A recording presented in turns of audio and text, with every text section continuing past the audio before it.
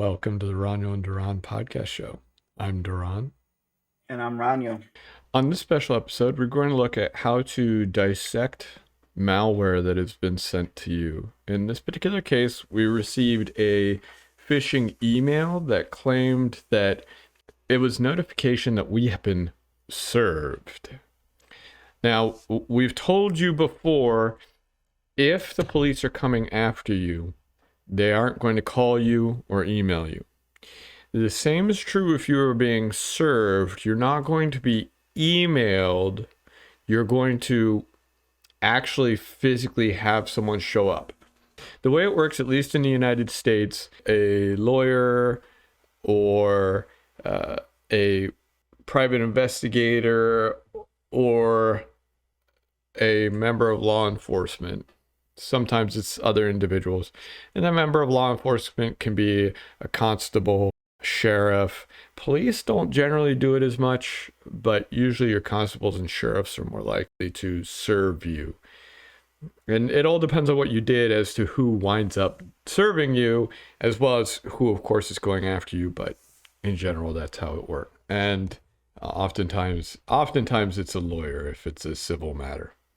So what we see here is they had an attachment. That attachment said formal lawsuit. It's HTML.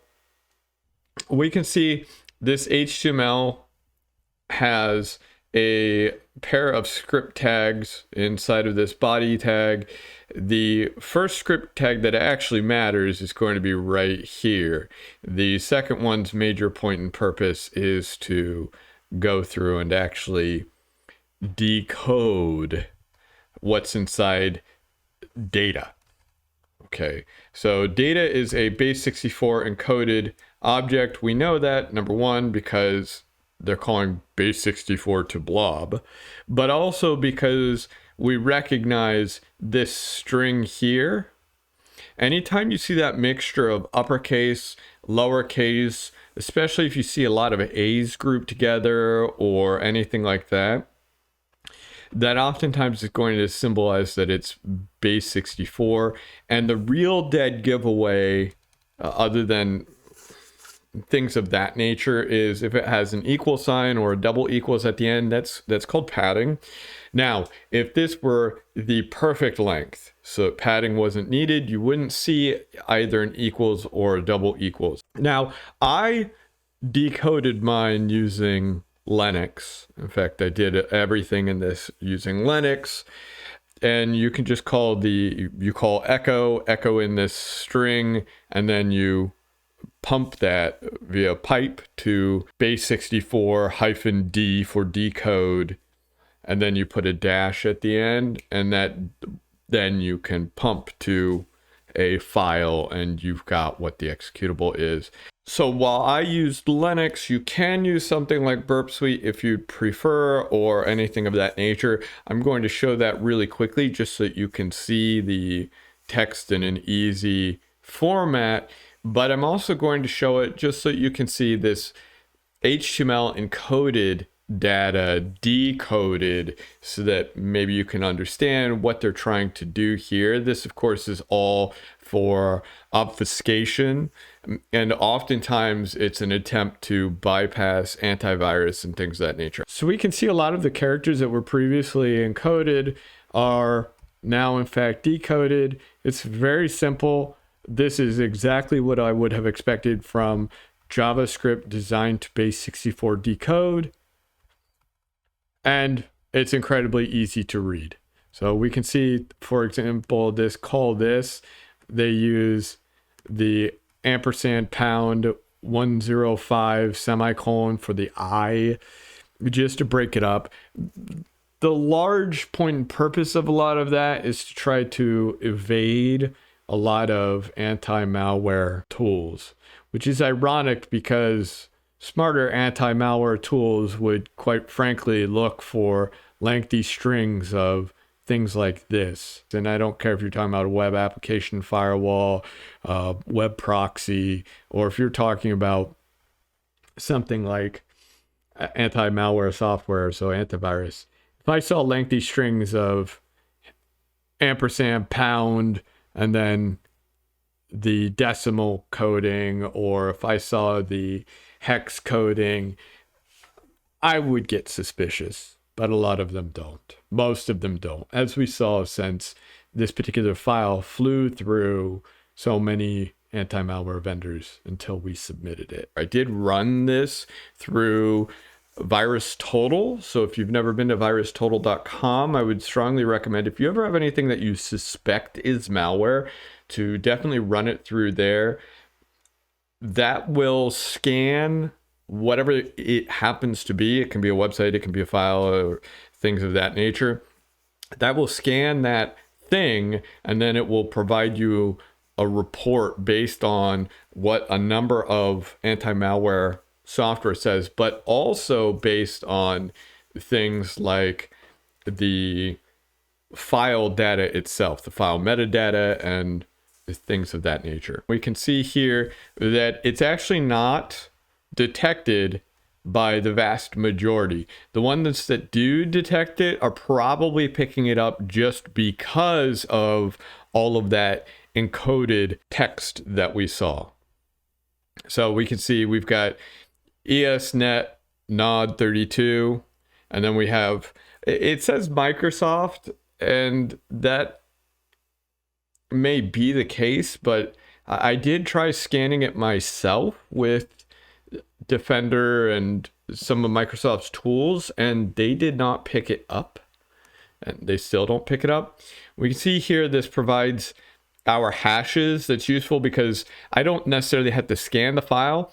If instead I have the file's hash, I can submit the hash to something like VirusTotal and then pull it up. Alternatively, if I'm using a tool like Autopsy or FTK or anything like that, I can take this hash now and I can actually search a data set. So that data set could be hard drives, it could be email, whatever it is that you've imported into your digital forensic software. I can search for anything that matches that hash, one of these hashes. So these are nice to have. They're also nice to present just as part of your case. It's important usually to include your hashes.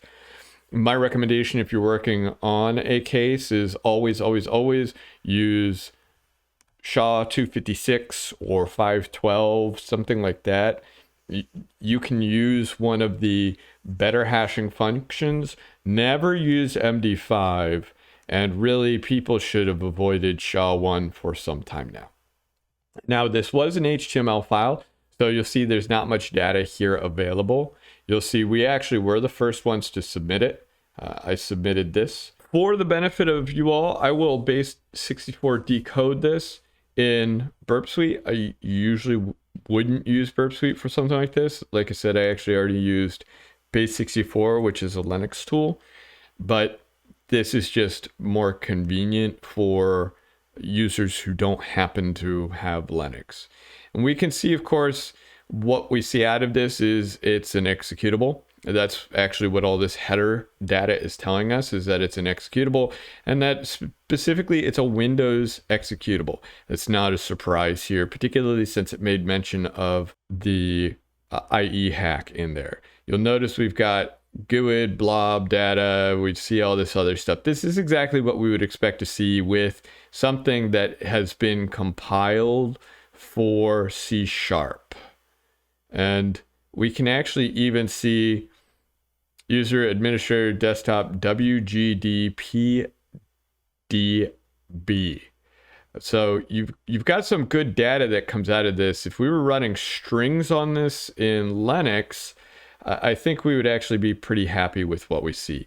What I'll show you is we can actually run VirusTotal on the ensuing executable. So VirusTotal, 11 different systems have already flagged this. Again, I'll tell you, a lot of what you're seeing, part of the reason why these things are detecting it is because their heuristics is up high and things of that nature. You would not necessarily see all of this from a base scan without going through and actually bumping up the data.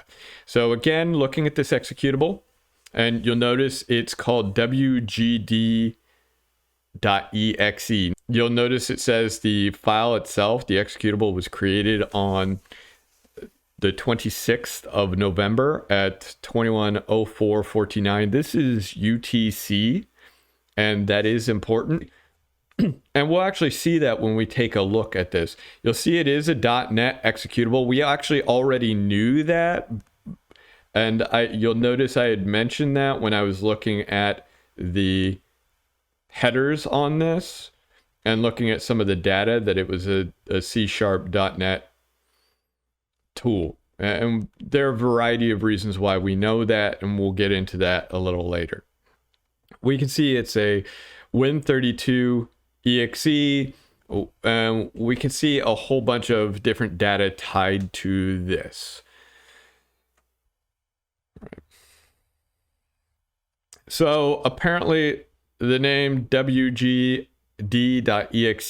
Now, you remember we saw the whole admin bit where it called itself wgd.exe, but that actually does not coincide with the name that they're now having it. Now they're having it formal lawsuit pdf.exe. That's how they're displaying it. And tied to that, you'll see this, all this other stuff. There's an image embedded in this that it tries to show. So it goes through now, and the way it's designed, it will attempt to show what looks like a PDF icon for the executable. And that's just yet another way that they try to trick you, because now it doesn't necessarily look like an executable. Even though if you were to hover over it, it says, of course, application.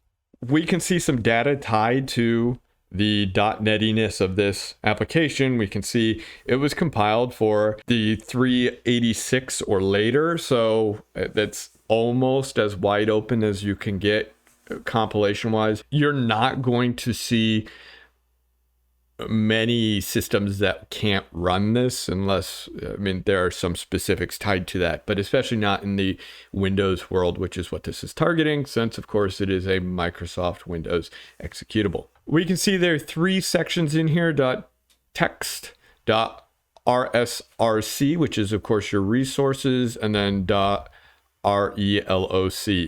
So we can also see the virtual sizes, and we can see other data tied to this. You'll notice entropy is, well, actually not particularly high. How high entropy is would help to dictate maybe whether or not this thing happens to be encrypted or is armored in some way, shape, or form, or anything like that. So we can see what imports are done. We see it's the mscore e.dll. We can see some resources that happen to be used. That's that RT icon. You remember I said that it happened to actually already have an image embedded in it, and you can see that right here, and that it was manipulating the icon of the file, and that's exactly what this is talking about here. From the type definitions, we can see not much is actually being used. So we've got some encoding going on, probably in there. They have booleans, bytes, arrays, strings, nothing particularly great. Web client. So more likely than not, just glancing through this, it's probably going to be a dropper. So we can see this thing contacted two different things. It goes to test34 DLL to try to grab this. So if you try to grab this, it's actually already been cut off. So unfortunately, we can't grab that DLL, which is a bit of a pity because I really wanted to see it. We can see this thing says 2 files get dropped, 2 domains are contacted, 1 URL is gone to, 3 IPs get contacted. And we can see the IPs that are contacted in here. So more likely than not, this is actually going to drop ransomware on your computer. So let's take a peek at the actual executable using dotPeek. If you've never used dotPeek before, it's a fantastic, freely available tool from JetBrains. Those are the folks who gave us idea and other such fantastic tools like Writer. So using this, we can take a peek at things like the headers. We can take a peek at our different signatures and the section headers. So you notice here, really what we largely see are the different flags that are being set.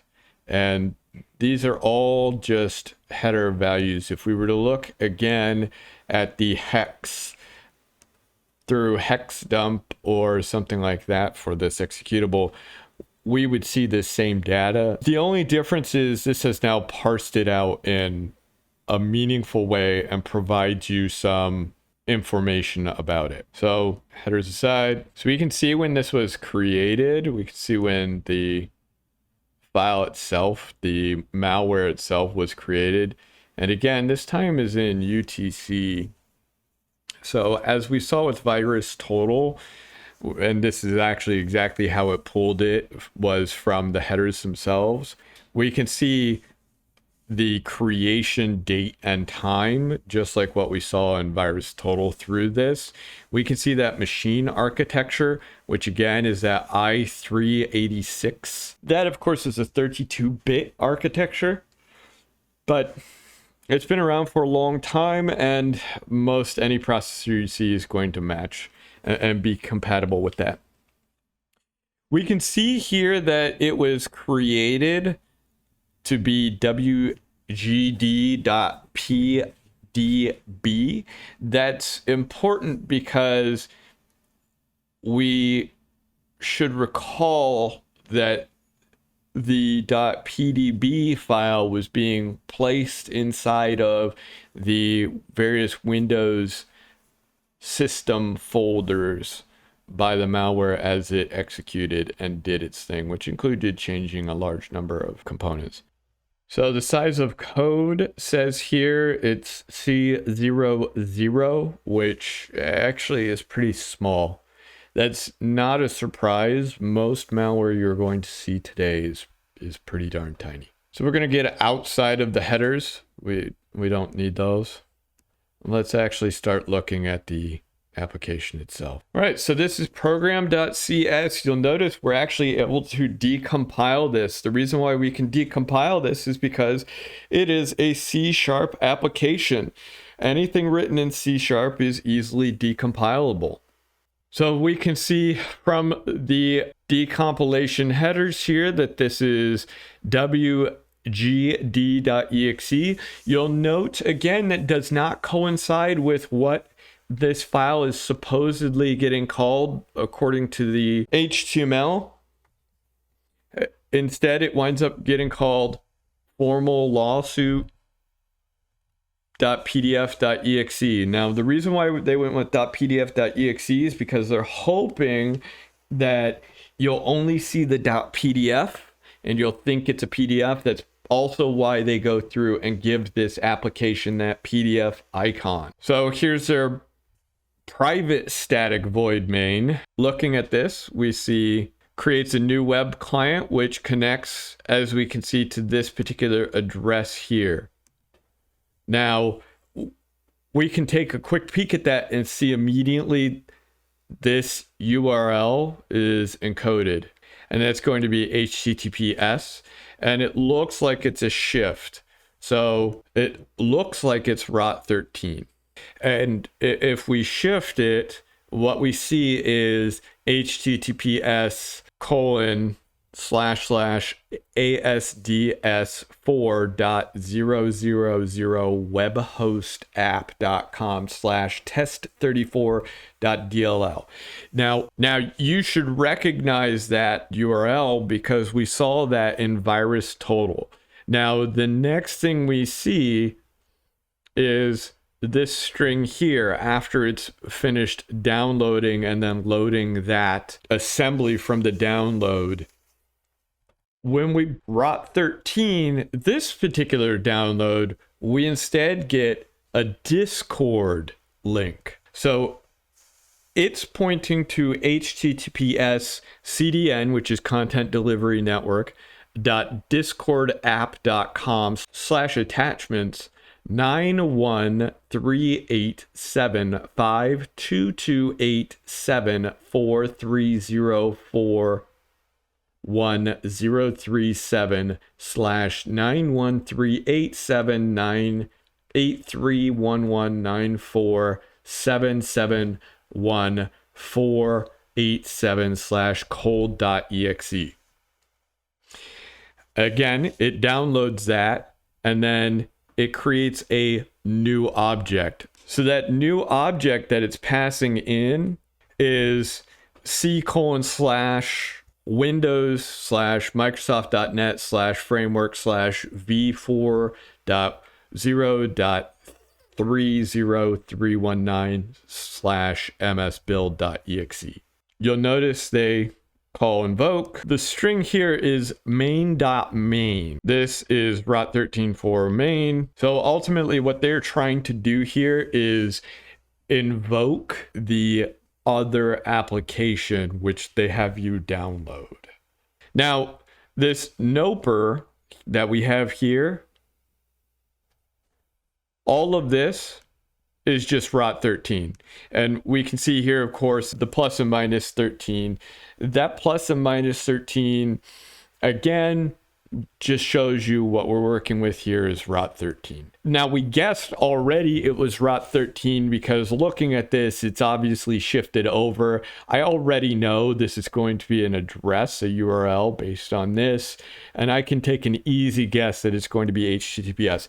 Part of the reason why I'm going to take that easy guess that it's HTTPS is because, number one, the length, but also most other protocols wouldn't necessarily already be known by this thing.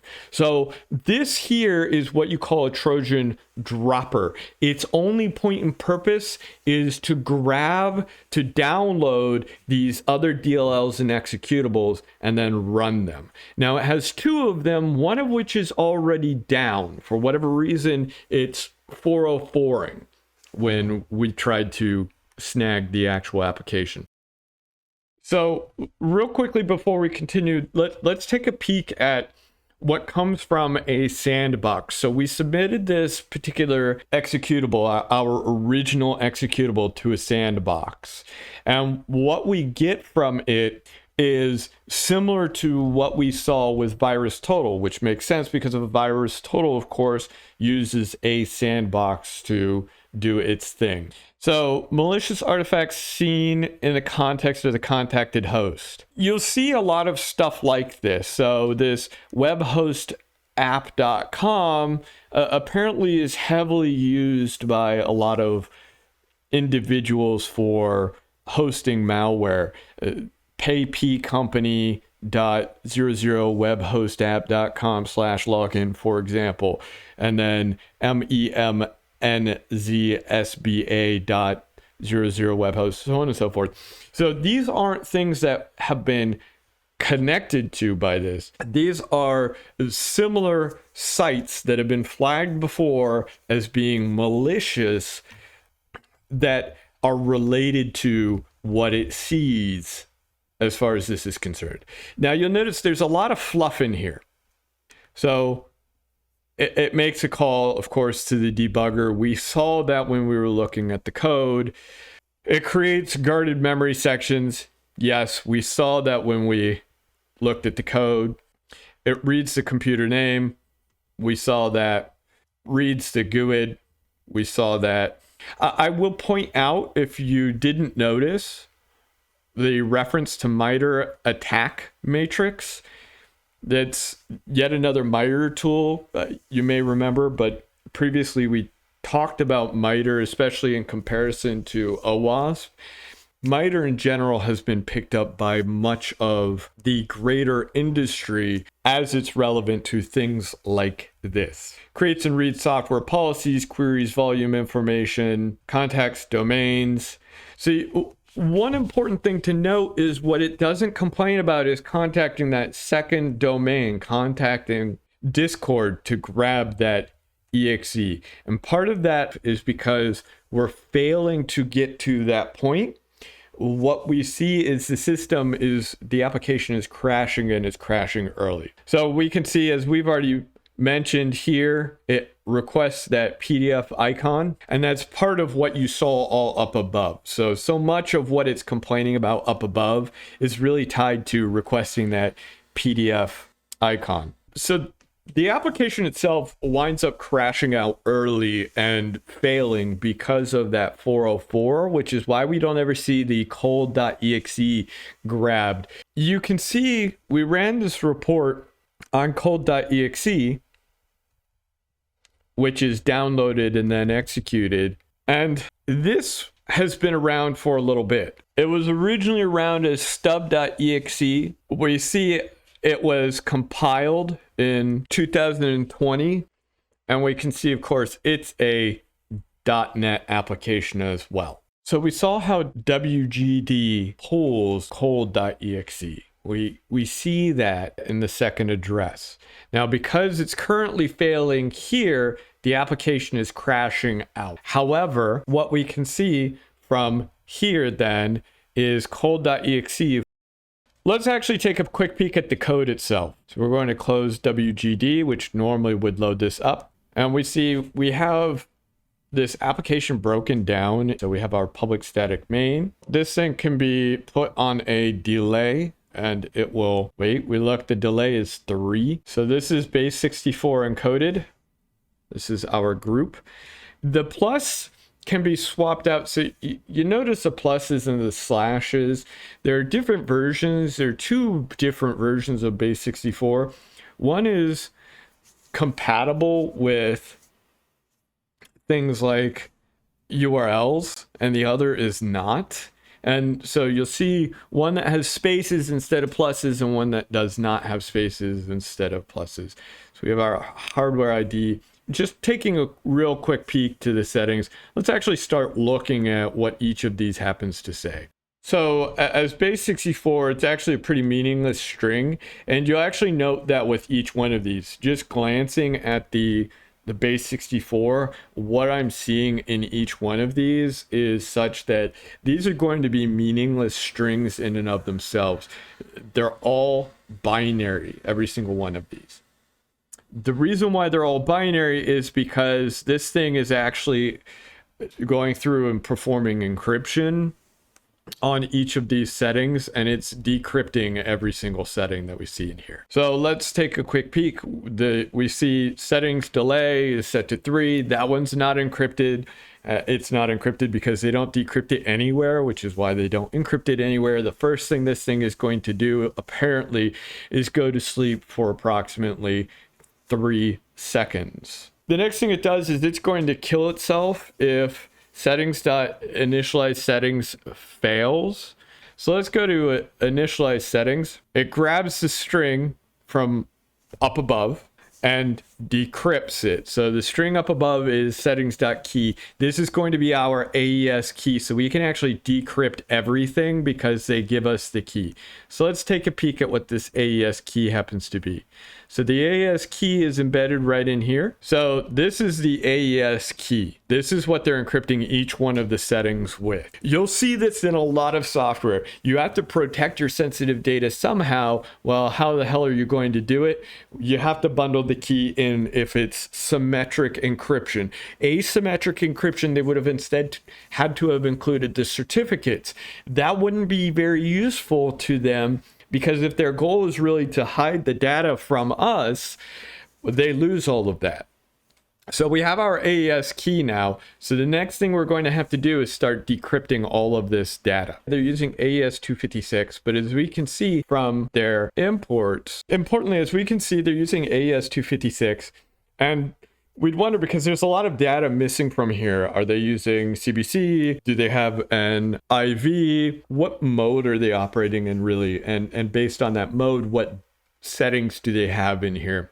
And looking, they do have this AES 256, and we're just going to go take a peek. This AES 256 that they have here, here's their master. This is what's being created. If we look above, we see their IV, and we can see what salt, so to speak, they're using for that IV here. Settings makes a call to decrypt. Decrypt returns a UTF-8 encoded version of whatever comes out of this decrypt call. So the first thing it does, of course, is convert from base 64, whatever is given, and then it takes back in whatever the resultant decrypted byte array is and returns it as a string. I will point out, if you've never used dotPeek, it's phenomenal because it does give you the C# IL. This is the interpreted version of the code. So it takes that and then it returns the resultant data. So you can actually see the IL just like if you were in Visual Studio, how you can pull the IL. Well, this gives you the IL and then it gives you the ensuing code. So it works exactly backwards of what Visual Studio will do. The first thing they did, I was actually surprised. A lot of this is copy and paste job, by the way, but I was surprised by the fact that they do some checks, some error handling, though it is basic. So they check for null, and then they take whatever it is they're supposed to decrypt, which is, of course, coming from the base 64 decode. They turn it into a memory stream, and then they create this AES crypto service provider, giving the 256, block size 128 in CBC. You'll note the padding is PKS 7. And then whatever the key is, which we already know what the key is because we decoded that key from settings, and it pumps that in to the Microsoft C# AES crypto library to decrypt it, and out pops whatever it is that it's after. I will note the R equal that it does do. So it does do a check of the hash that's coming with this to make certain that it's getting back what it expects to get back. It decrypts each and every one of these encrypted parameters, and then once it's done decrypting it all, setting it all, it returns. And it's either going to return true or it's going to return false. And that depends on whether or not it kicks out, whether or not that try catch fails. So each one of these, except things like install folder, apparently is not.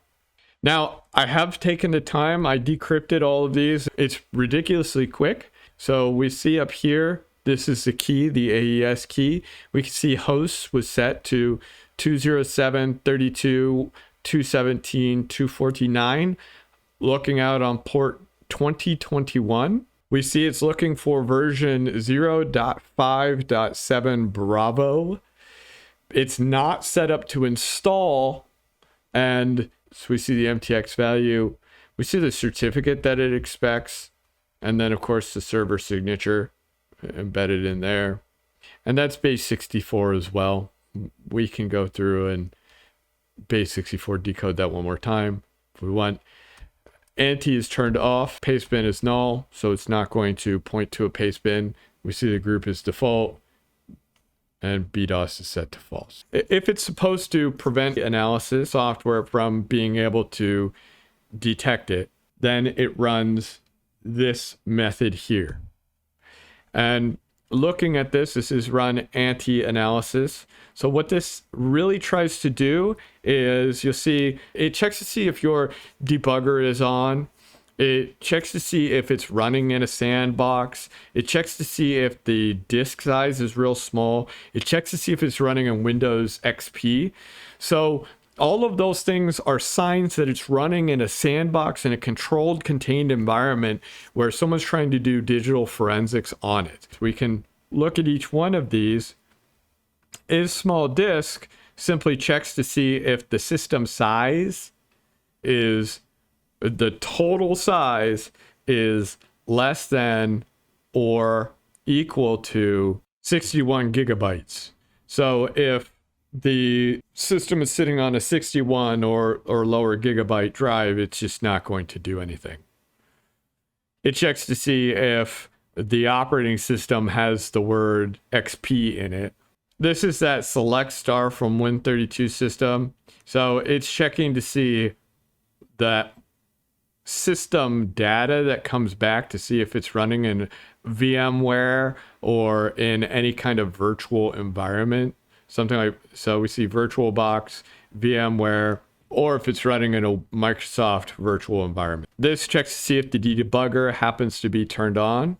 If we have the debugger on, that probably means it's being monitored.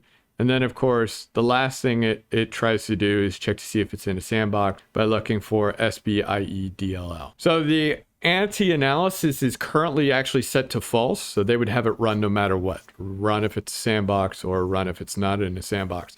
This is actually a real nice touch for a lot of this malware, in that if then you were to run it in a lot of the sandboxes that you see freely available online, many of them are working in Windows 7 or XP. They oftentimes have tiny hard drives because, of course, it costs them money for resources. And they oftentimes have things like debugging enabled, or they run it in the IE sandbox and things like that. The alternative is if you're running your own lab, oftentimes we do the same thing.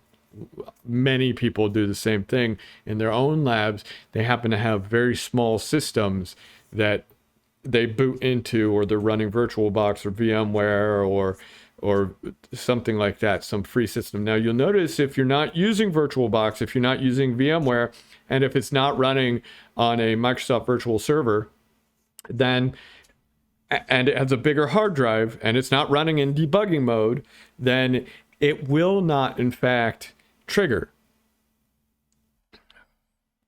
Normal startup install. So this is whether or not it's going to install itself. And we can see normal startup.install.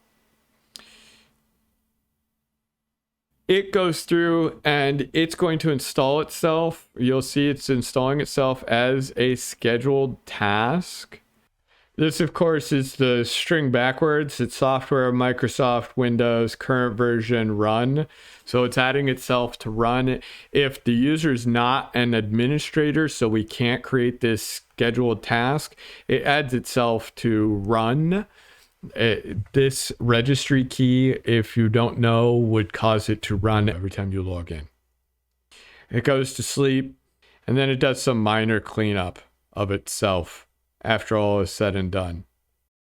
If the user is an administrator and BDOS is set, then critical process is set. The next thing we see is prevent sleep.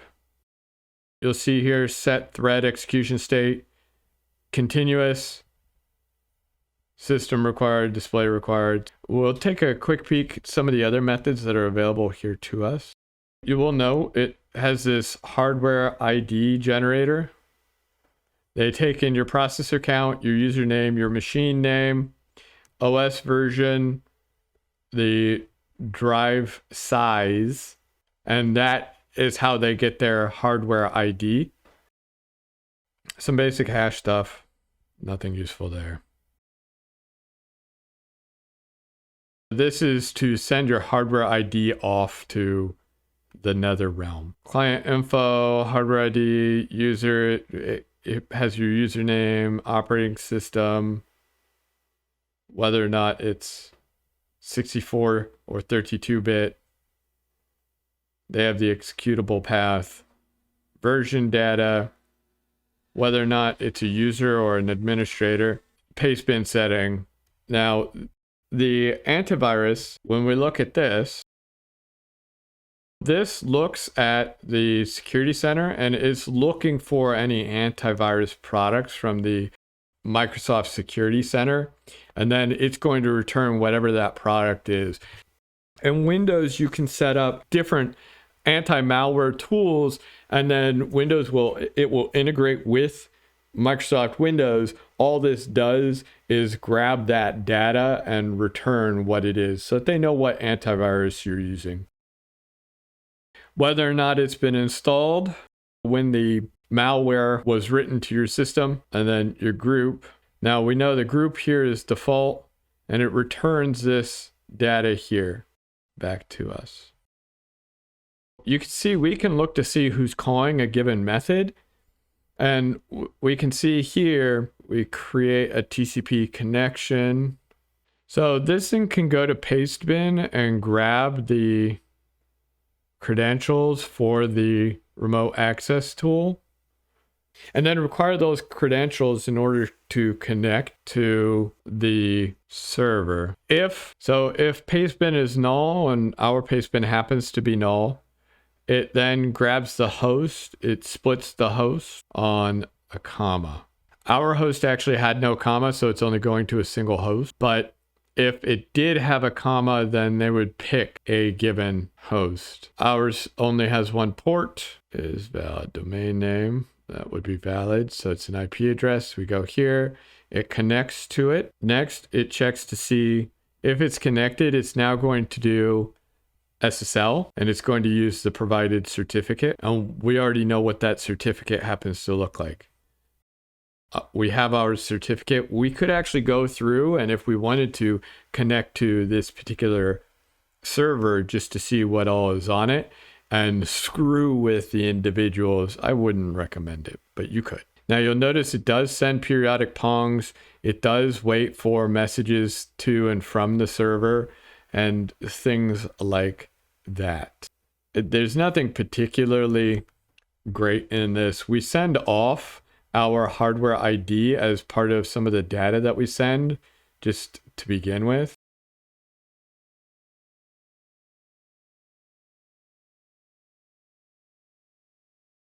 When our system receives a packet, it goes through and it reads that packet, and then based on what the system's request is, we have Pong plugin and save plugin. It responds accordingly. If it's a Pong, it replies with a Pong back to the server just to let the server know it's still alive. We can see here if it's a plugin, it checks to see if that plugin happens to exist, and then it sends the hash data for that plugin. And then if it's a save plugin, that's where it goes through and it saves the DLLs provided by that packet request to the victim system. So from an attacker's perspective, I can see if I've already pushed a plugin or not. And if I haven't, I can save a plugin to the particular system. And I can always check to see if the system happens to be alive by sending it periodic pongs.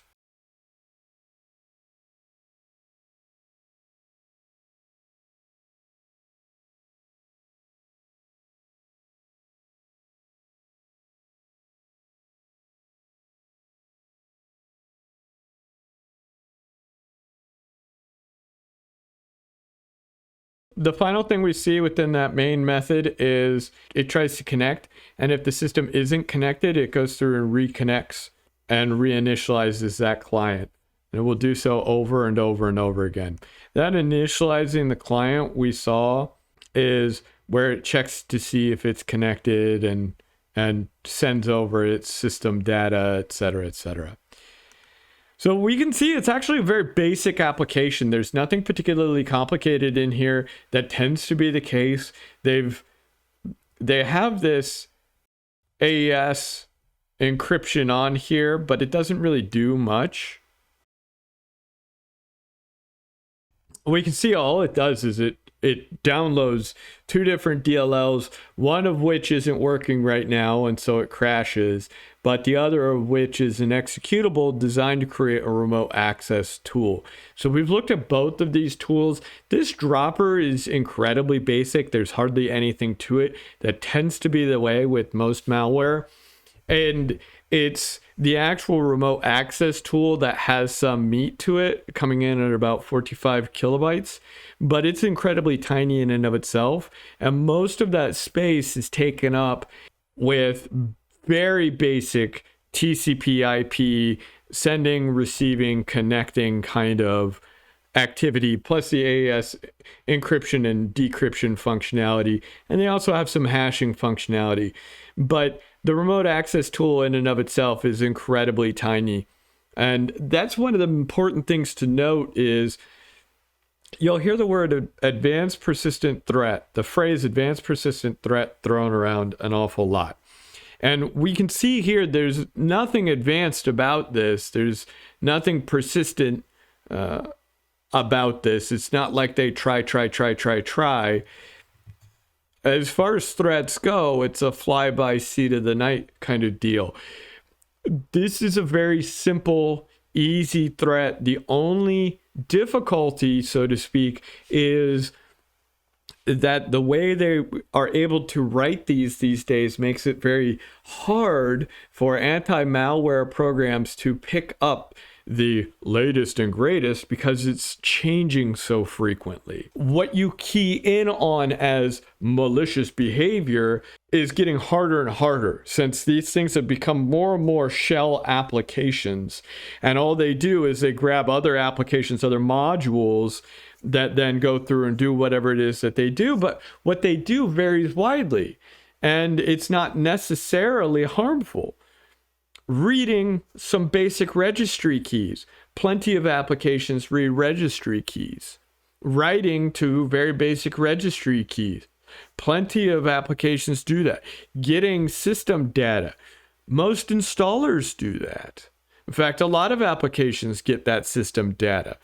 Especially if there's a crash that occurs, they want to have that information as part of the crash report. So as an anti-malware vendor, it becomes more and more difficult to handle the ever-changing landscape available to them in a meaningful way. And we see the same exact thing play out over and over and over again. So in our next special edition, we're actually going to look at some malware from one of the supposedly super advanced Chinese groups that was dropped on a helpless victim. And what we'll see is this tool here is actually more complicated than that. Both the remote access tools, both provide system data, but this one here is actually more complex despite not being complex at all. If you were to give this to a computer scientist who's maybe 2 years into basic development, they should be able to easily create this. Any computer programmer who's been writing code for just a couple of years should easily be able to create this, especially because it's written in C#. And that tends to be the case. And the supposed advanced persistent threat malware is considerably less advanced than this, partially because they don't need to make it complex. And I think that's one of the issues with the marketing that we see today within our industry is they try to make it seem like everything is secret squirrel and super complicated. And in doing so, they make it seem like it's hard to thwart, if not impossible to thwart, when the truth is it's not hard to thwart. It can be hard to detect. And there's a difference. It's incredibly easy to thwart if you know what you're doing. And it shouldn't be hard to detect, except that they have modularized everything, which is for a large number of reasons. And by modularizing everything, it's easier for things to slip through because so much of what the individual modules is doing is rather innocuous. So long as what an individual module is doing is innocuous, then it becomes a question of what modules get downloaded and run on the system. And are we onloading and offloading what this thing was calling plugins? If we are, in fact, bringing new plugins in, it may be that the plugin gets detected if the plugin does something particularly obvious. But if the plugin doesn't, then the plugin won't get detected.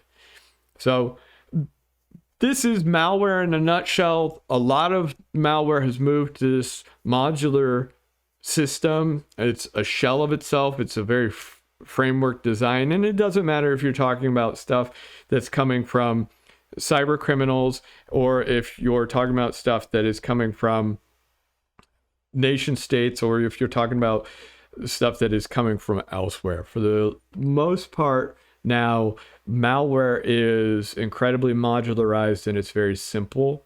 That's done solely for the benefit of the attacker so that they can then go through and have a system that they can stack different capabilities into. And it just sucks in those different plugins, those different modules, and executes them. And in so doing, just like all other software, these days. In so doing, now I can increase or decrease my capabilities. I can increase or decrease the level of noise based on what it is I want to do and the system itself. So that's it for this special edition. We hope you enjoyed it. We hope you learned something, and hopefully you're a little less scared when you hear about malware infections and how they're so advanced and advanced persistent threats, things of that nature. The vast majority of malware is incredibly poorly written. This is actually much better written than most out there, much better written than most out there. And it's more complicated than most of what you'll see from nation states and things of that nature. This, by the way, did in fact come from organized crime, in case you were wondering. And I have typically seen that organized crime tends to make more complicated malware than nation states. It also tends to be more intricate by design. And if you haven't already, please like, comment, and subscribe, and give us any suggestions that you would like to see in the future, or any comments or any new topics that you would like to see. And also, keep in mind, hackers don't have certifications. They're hacking you and they don't even have a certification. And even though they may be hacking you, always keep you some Wawa, okay? So that way you can stay hydrated, not dehydrated, and stay healthy. Health is wealth. That's true. Until then, later. Have fun.